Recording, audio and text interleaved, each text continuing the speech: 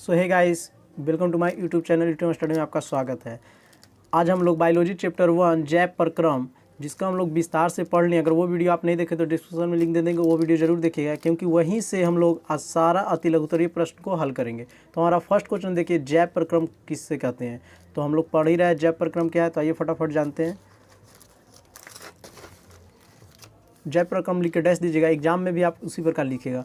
वे सभी क्रियाएं जिसके द्वारा जीव अपने जीवन की सारी क्रियाएं को संपादित करते हैं। यानी सिंपल में समझेंगे हम लोग कि सुबह से लेके शाम तक, शाम से लेके सुबह तक, ठीक है। तुझे याद करो, ये यहाँ पे नहीं जाइएगा।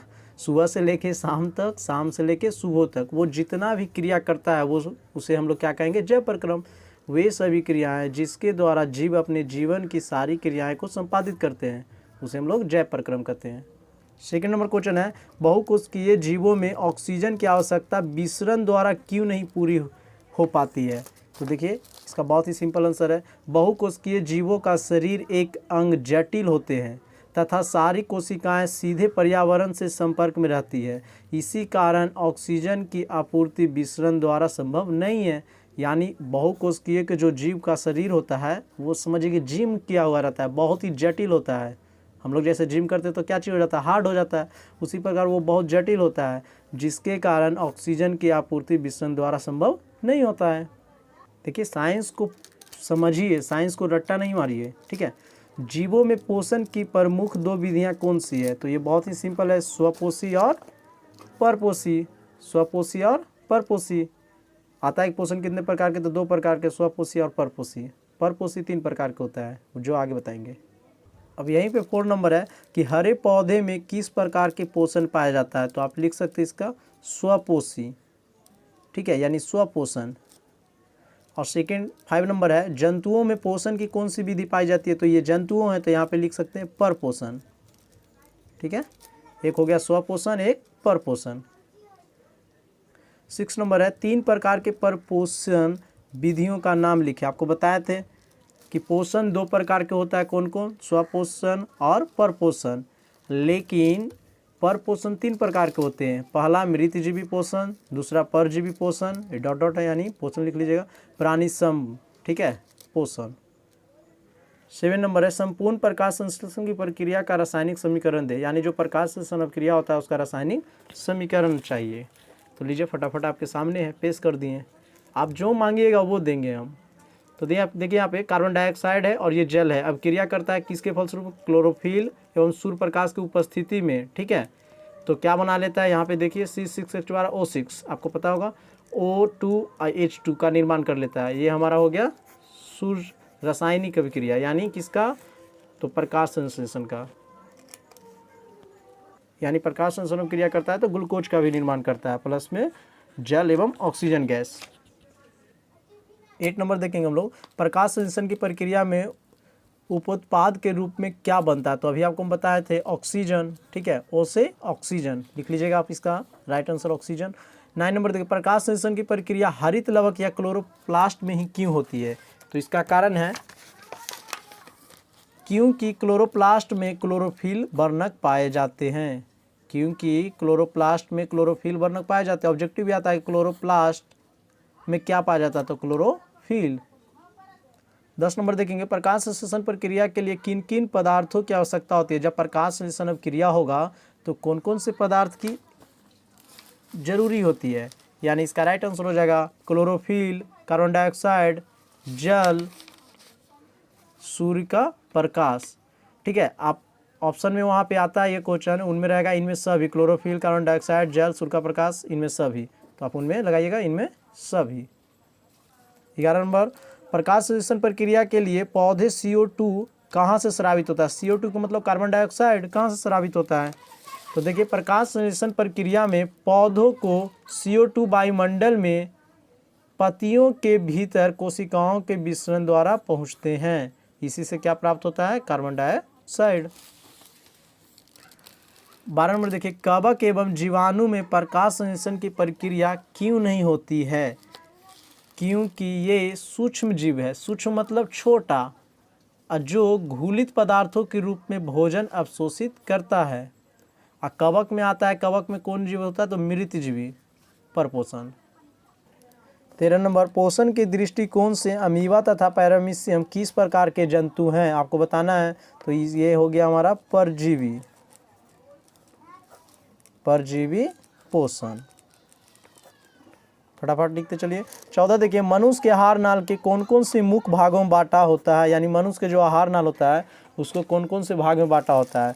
तो अमाशय, ठीक है, पक्वाशय, छोटी आंत तथा बड़ी आंत इत्यादि में बांटा होता है।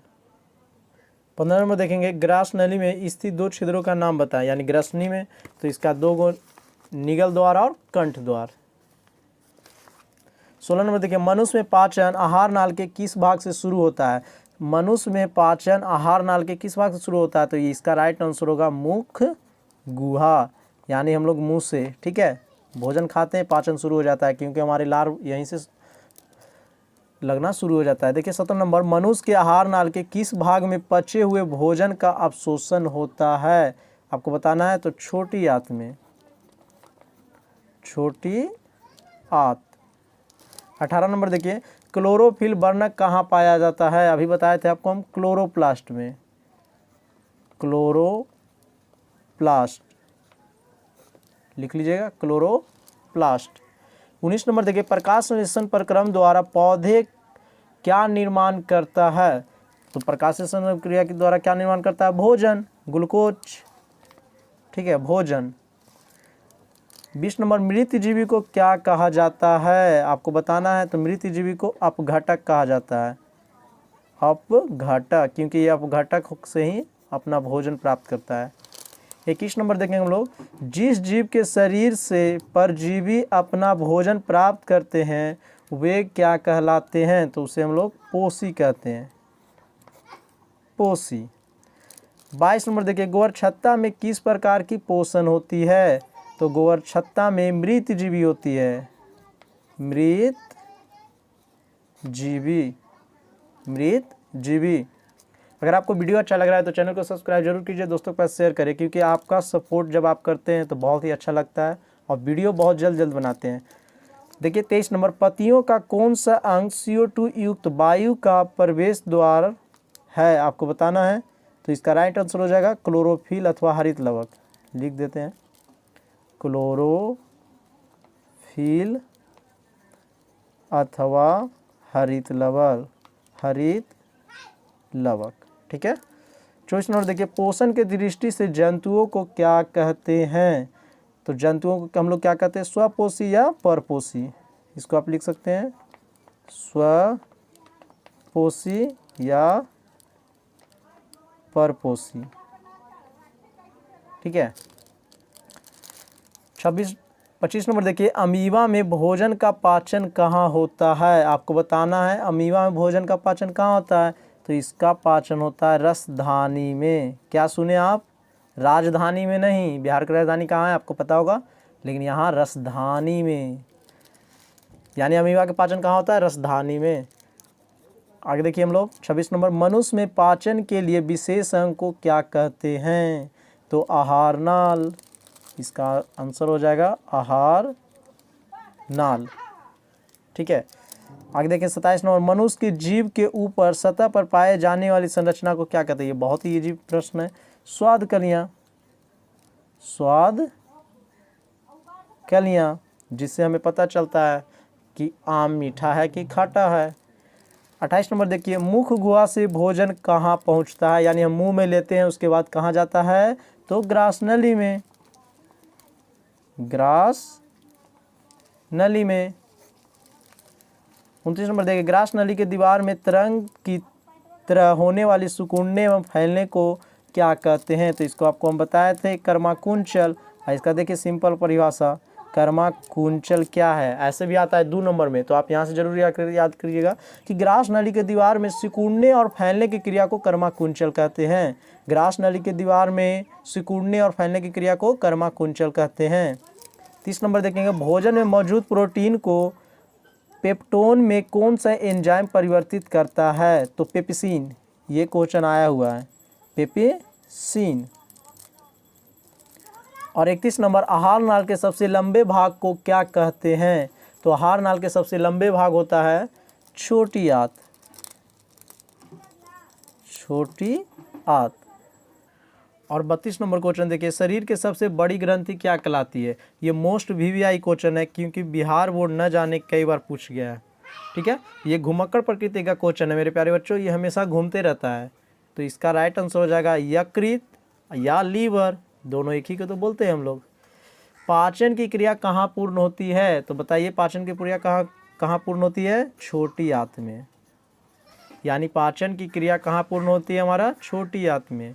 अब ये हमारा देखिए 34 नंबर, छोटी आंत एवं बड़ी आंत के जोड़ पर अवस्थित नली को क्या कहते हैं, तो इसको हम लोग बोलते हैं सीकिम। सीकिम, ठीक है। लास्ट क्वेश्चन, अगर अभी तक आप सब्सक्राइब नहीं किए होंगे तो आपको सर माना चाहिए। अगर कुछ भी एक अक्षर भी आज की क्लास से सीखे हैं तो चैनल को सब्सक्राइब जरूर कीजिए। और लास्ट क्वेश्चन देखिए, अपचा भोजन अस्थायी तौर पे कहाँ संचित होता है, इसका आंसर हो जाएगा रेक्टम या मलाशय में।